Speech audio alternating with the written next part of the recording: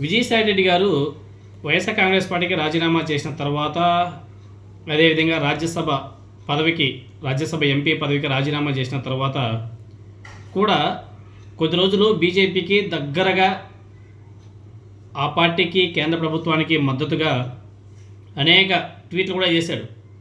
ఆ సందర్భంలో చాలామంది అనుకున్నారు విజయసాయిరెడ్డి గారు ఇంకా బీజేపీలో చేరిపోతాడు, బీజేపీలో చేరడానికే తెలుగుదేశం పార్టీ ఎంపీలు అదేవిధంగా నారా చంద్రబాబు నాయుడు గారు అడ్డుకట్ట వేస్తున్నాడు అని చెప్పేసి కూడా ఆనాడు మాట్లాడుకోవడం జరిగింది. మరి ఎందుకో కానీ మళ్ళీ యూటర్న్ తీసుకుని విజయసాయిరెడ్డి గారు ఇప్పుడు కేంద్ర ప్రభుత్వం తీసుకుంటుంటే నిర్ణయాలను బహిరంగంగానే తప్పుపడుతూ ప్రశ్నిస్తున్నాడు, ట్వీట్లు కూడా చేస్తున్నాడు.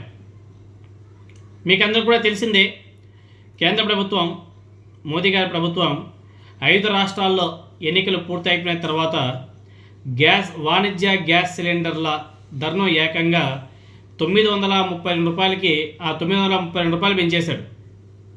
కమర్షియల్ ఎల్పిజి సిలిండర్ 933 రూపాయలు పెంచాడు.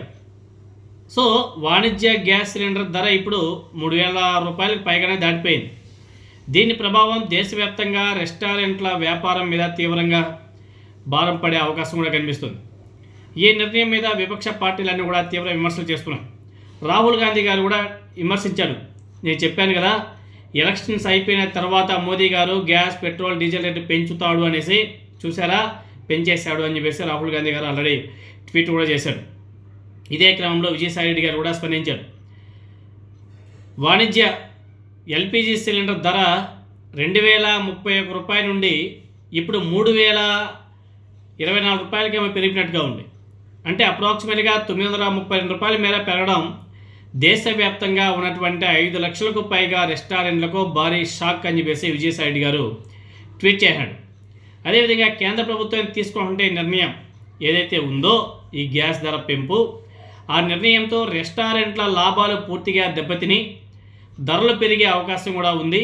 అంతేకాదు వేతన కోతలు, ఉద్యోగ నష్టాల రూపంలో కార్మికులు తీవ్ర భారాన్ని కూడా మోయాల్సి ఉంటుంది అని చెప్పేసి విజయసాయిరెడ్డి గారు ఆవేదనతో ట్వీట్ చేశాడు. ఈ ధరల పెరుగుదల ఏదైతే ఉందో ఇది వ్యాపారాలను, వినియోగదారులను తీవ్రంగా దెబ్బతీస్తుంది. ఇప్పుడు కేంద్ర ప్రభుత్వం, మోదీ గారు ఇన్వాల్వ్మెంట్ అయ్యి ఏదైతే ఇరాన్ యుద్ధం నడుస్తుందో మధ్యలో ఇన్వాల్వ్మెంట్ అయ్యి ఆ యుద్ధం ఆపేలా ప్రయత్నాలు చేయాలి.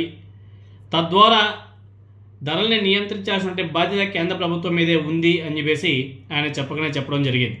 సో విజయసాయిరెడ్డి గారు ఐ థింక్ నెక్స్ట్ మంత్లోనే అనుకుంటా డిజిటల్ మీడియా అదేవిధంగా ఒక న్యూస్ ఛానల్ కూడా ఓపెన్ చేస్తాను అని చెప్పేసి చెప్పడం జరిగింది. దాంట్లో భాగంగానే ఇప్పుడు తప్పు చేస్తుంటే అన్ని పార్టీలను, తప్పుడు నిర్ణయాలు తీసుకుంటుంటే ప్రభుత్వాలను ప్రశ్నిస్తున్నాడు.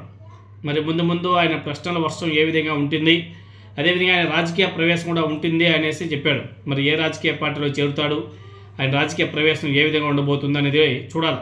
రాజకీయ ప్రవేశం చేస్తాడా లేకపోతే కొత్తగా రాజకీయ పార్టీ పెడతాడా అన్నది కూడా చూడాలి.